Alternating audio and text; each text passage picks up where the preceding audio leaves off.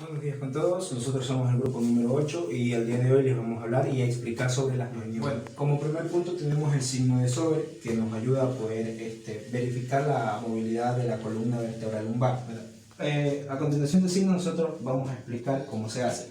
En primera instancia tenemos que solicitar al paciente que se ponga una bipedestación con las piernas extendidas. Nosotros tenemos que ubicar el hueso S1, que es más conocido como el sacro 1, de la columna vertebral. Le solicitamos al paciente que por favor se suba a la vestimenta y realizamos la palpación y lo ubicamos.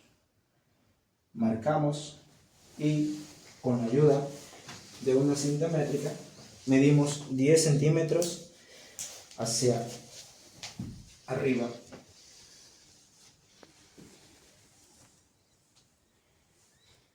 y marcamos.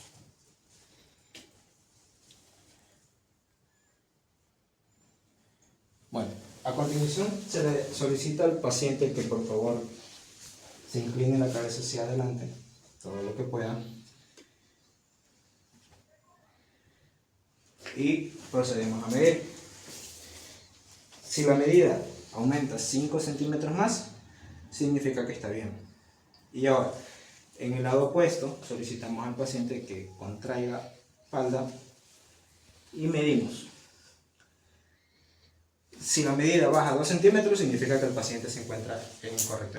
Como segunda maniobra tenemos la maniobra de la C, que en esta maniobra vamos a valorar la irradiación de las raíces lumbares, y para ello nosotros tenemos que colocar a nuestro paciente y solicitarle que se coloque en una posición de cúbito supino. Colocando al paciente en el decúbito supino, nosotros tenemos que extender la extremidad inferior y elevarla y solicitar al paciente que notifique si tiene una presencia de dolor o una irritación. Bueno, procedemos a elevar la extremidad. Y bueno, en este caso no tiene problemas nuestro paciente. A continuación vamos a presentar lo que es la maniobra Neri. Para esta maniobra se necesita que el paciente esté en posición sedante y vamos a realizar una flexión de la cabeza con la ayuda del mentón y a su vez debe tocar lo que es el tórax. A continuación vamos a presentar lo que es la maniobra Neri. Para esta maniobra se necesita que el paciente esté en posición sedante y vamos a realizar una flexión de la cabeza con la ayuda del mentón y a su vez debe tocar lo que es el tórax. A continuación vamos a presentar lo que es la maniobra Neri. Para esta maniobra se necesita que el paciente esté en posición sedante y vamos a realizar una flexión de la cabeza con la ayuda del mentón y a su vez debe tocar lo que es el tórax. A continuación vamos a presentar lo que es la maniobra Neri. Para esta maniobra se necesita que el paciente esté en posición sedante y vamos a realizar una flexión de la cabeza con la ayuda del mentón y a su vez debe tocar lo que es el tórax. A continuación vamos a presentar lo que es la maniobra Neri. Para esta maniobra se necesita que el paciente esté en posición sedante y vamos a realizar una flexión de la cabeza con la ayuda del mentón y a su vez debe tocar lo que es el tórax. A continuación vamos a presentar lo que es la maniobra Neri. Para esta maniobra se necesita que el paciente esté en posición sedante y vamos a realizar una flexión de la cabeza con la ayuda del mentón y a su vez debe tocar lo que es el tórax. A continuación vamos a presentar lo que es la maniobra Neri. Para esta maniobra se necesita... Al realizar esta maniobra se le pregunta al paciente si presenta algún tipo de dolor. No. Si el paciente llegara a presentar algún tipo de dolor, se considera un positivo para una compresión de las raíces nerviosas. Hola, buenas tardes. Soy Irina Piloso de la carrera de enfermería y el día de hoy les traemos este video con la finalidad de demostrar maniobras clínicas utilizadas en la valoración del paciente. En este caso hablaré de 3 maniobras, que son las maniobras de Spurling, la prueba de Axon y la maniobra de Adams. Maniobra de Spurling. ¿Para qué nos sirve esta maniobra? Bueno, esta maniobra nos ayudará a evaluar si hay compresión de las raíces nerviosas cervicales, que pueden causar dolor irradiado al brazo. El paso a paso para realizar esta maniobra es el siguiente.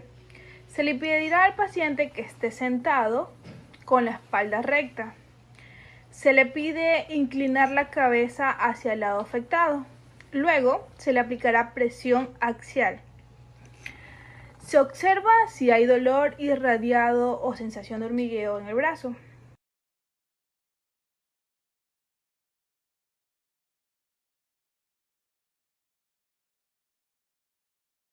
Nos dará un resultado positivo si el paciente siente dolor irradiado hacia el brazo del mismo lado. Bueno, como siguiente tenemos la prueba de Adams. Esta prueba se utiliza para evaluar si hay compresión de la arteria subclavia o del plexo braquial, conocida como síndrome de salida torácica. El paso a paso para realizar esta prueba es el siguiente. Se le pedirá al paciente que esté sentado o de pie. Se toma el pulso radial en la muñeca del lado evaluado. Se le pide girar la cabeza hacia el lado del brazo evaluado. Luego debe inspirar profundamente y sostener la respiración. Mientras tanto, el examinador mantiene el brazo extendido y en ligera aducción. Esta prueba nos da positivo si el pulso desaparece o disminuye, aparece dolor o hormigueo en el brazo.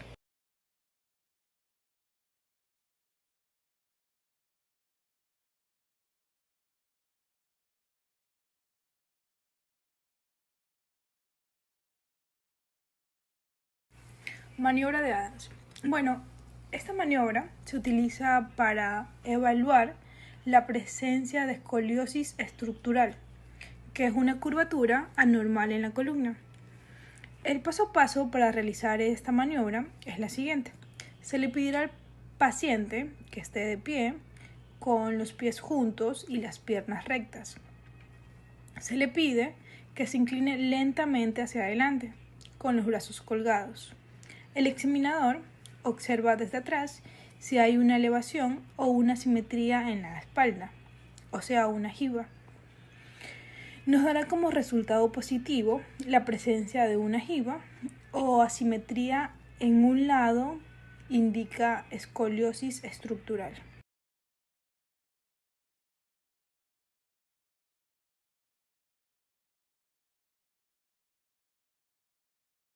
En este caso tenemos lo que es la maniobra de apertura, que sería de Womack, por lo cual esto nos ayudaría a poder identificar el dolor en la zona de la articulación sacroiliaca, que sería de la inflamación y también de los problemas de estabilidad. En este caso tenemos lo que es la maniobra de apertura, que sería de Womack, por lo cual esto nos ayudaría a poder identificar el dolor en la zona de la articulación sacroiliaca, que sería de la inflamación y también de los problemas de estabilidad. En este caso tenemos lo que es la maniobra de apertura, que sería de Womack, por lo cual esto nos ayudaría a poder identificar el dolor en la zona de la articulación sacroiliaca, que sería de la inflamación y también de los problemas de estabilidad. En este caso tenemos lo que es la maniobra de apertura, que sería de Womack, por lo cual esto nos ayudaría a poder identificar el dolor en la zona de la articulación sacroiliaca, que sería de la inflamación y también de los problemas de estabilidad. En este caso tenemos lo que es la maniobra de apertura, que sería de Womack, por lo cual esto nos ayudaría a poder identificar el dolor en la zona de la articulación sacroiliaca, que sería de la inflamación y también de los problemas de estabilidad. En este caso tenemos lo que es la maniobra de apertura, que sería de Womack, por lo cual esto nos ayudaría a poder identificar el dolor en la zona de la articulación sacroiliaca, que sería de la inflamación y también de los problemas de estabilidad. En este caso tenemos lo que es la maniobra de apertura, que sería de Womack, por lo cual esto nos ayudaría a poder identificar el dolor en la zona de la articulación sacroiliaca, que sería de la inflamación y también tenemos que el paciente tiene que estar en posición en decúbito supino, de esta manera, por lo cual nosotros procedemos a colocar nuestras dos manos en la parte de la espina ilíaca anterior, por lo cual procedemos al paciente decirle que se suba la camisa, para así luego nosotros posicionar nuestras dos manos en las espinas ilíacas anteriores. De esta manera. Ya de esta manera nosotros procedemos a colocar o procedemos a presionar desde afuera hacia abajo de esta manera.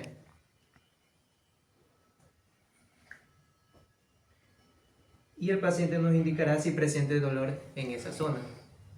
No. Por lo cual, en este caso, el paciente no presenta dolor y en este caso es negativo. Y si se presentara dolor central, nosotros descartaríamos procesos lumbrosacros. En esta siguiente maniobra tenemos la maniobra de cierre, que sería de Erickson, por lo cual esto nos ayuda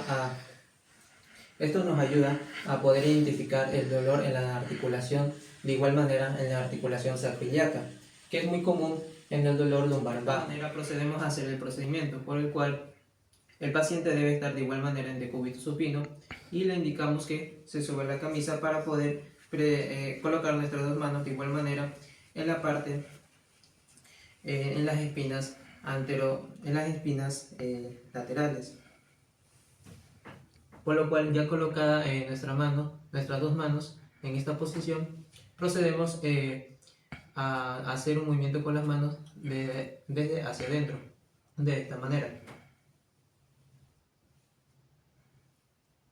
Por lo cual el paciente nos dirá si presenta dolor en esta zona. Y en este caso el paciente no presenta dolor, por lo cual dio negativo. La siguiente maniobra, que se trata sobre la maniobra de Patrick, por lo cual esto nos ayuda a identificar el dolor en la articulación coxofemoral, en los músculos adyacentes y en las articulaciones sacroiliacas. En este caso ya tenemos al paciente que de igual manera debe estar en decúbito supino, por lo cual procedemos a colocar la pierna izquierda, la flexionamos sobre la rodilla contralateral de esta forma, por lo cual con esta mano libre palpamos en la parte de la cresta ilíaca del paciente y con la otra mano presionamos, lo colocamos en la pierna afectada, la pierna que está flexionada, en la rodilla flexionada, de esta forma. Por lo cual ejercemos un poco de presión y el paciente nos indicará si presenta dolor en esta zona. En este caso dio negativo, por lo cual el paciente no presenta dolor en esta zona. Bueno, vamos a hablar sobre lo que es la maniobra del Gantle. Esta maniobra sirve para evaluar ya sea inflamaciones o daños en articulaciones sacroiliacas. En esta maniobra ubicamos al paciente en lo que es decúbito dorsal. Con esta bajamos lo que es la pierna, hacemos una ligera presión en esta parte y le indicamos que flexione la rodilla hasta donde más pueda y le preguntamos al paciente si presenta dolor. Si el paciente presenta algún dolor es porque tiene una inflamación o un daño en lo que es la articulación sacroiliaca. Bueno, vamos a hablar sobre lo que es la maniobra del Gantle. Esta maniobra sirve para evaluar ya sea inflamaciones o daños en articulaciones sacroiliacas. En esta maniobra ubicamos al paciente en lo que es decúbito dorsal. Con esta bajamos lo que es la pierna, hacemos una ligera presión en esta parte y le indicamos que flexione la rodilla hasta donde más pueda y le preguntamos al paciente si presenta dolor. Si el paciente presenta algún dolor es porque tiene una inflamación o un daño en lo que es la articulación sacroiliaca. Bueno, vamos a hablar sobre lo que es la maniobra del Gantle. Esta maniobra sirve para evaluar ya sea inflamaciones o daños en articulaciones sacroiliacas. En esta maniobra ubicamos al paciente en lo que es decúbito dorsal. Con esta bajamos lo que es la pierna, hacemos una ligera presión en esta parte y le indicamos que flexione la rodilla hasta donde más pueda y le preguntamos al paciente si presenta dolor. Si el paciente presenta algún dolor es porque tiene una inflamación o un daño en lo que es la articulación sacroiliaca. Bueno, vamos a hablar sobre lo que es la maniobra del Gantle. Esta maniobra sirve para evaluar Bueno, en este caso vamos a ver lo que es la maniobra de Frankenstein. Vamos a evaluar lo que es la tenovitis Kerwin. En esta maniobra le indicamos al paciente que cierre el puño, pero con el pulgar hacia adentro, y que haga una ligera flexión lo que más pueda, la parte como para abajo. Si el paciente presenta lo que es dolor en esta parte, quiere decir que tiene una tenovitis, una inflamación. Bueno, en este caso vamos a acceder a hacer lo que es la maniobra del Palen, es el síndrome de túnel carpiano. Vamos a evaluar eso. Le indicamos al paciente que nos preste su mano y que las ponga como que hacia adentro.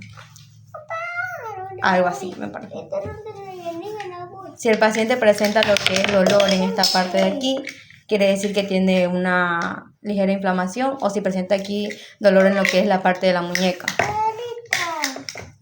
Seguimos con la prueba del Trendelenburg, que es evaluar la fuerza del músculo del glúteo medio y la estabilidad de la articulación de la cadera.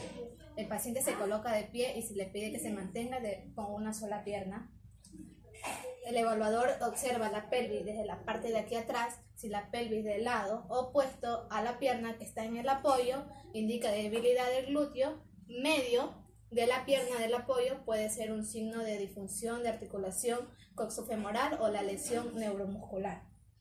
Seguimos con la prueba del Trendelenburg, que es evaluar la fuerza del músculo del glúteo medio y la estabilidad de la articulación de la cadera.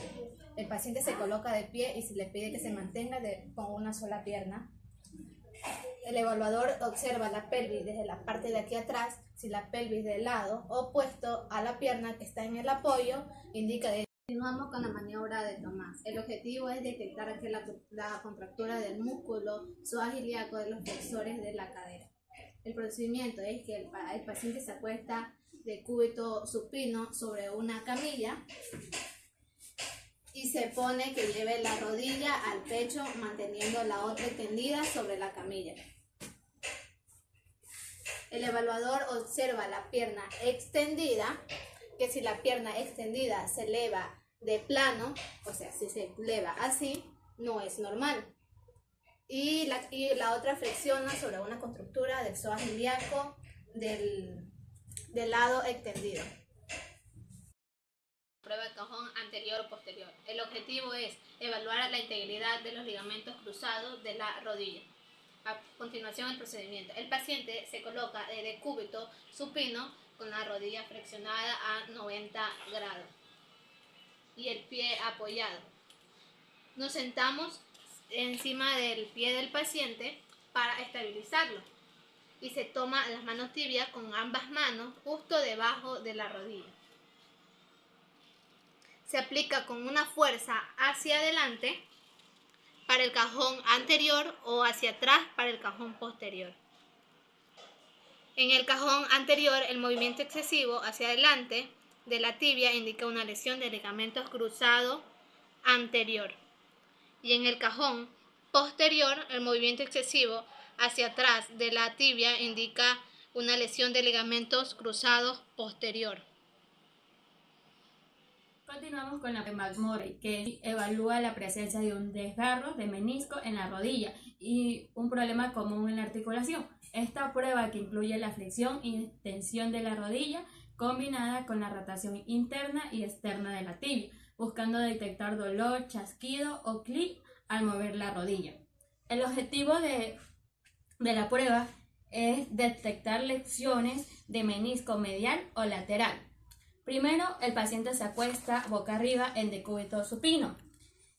Segundo, la rotación de la tibia. Flexiona completamente lo que es la rodilla y luego se extiende, rotando la tibia internamente hacia adentro y externamente hacia afuera. Bueno.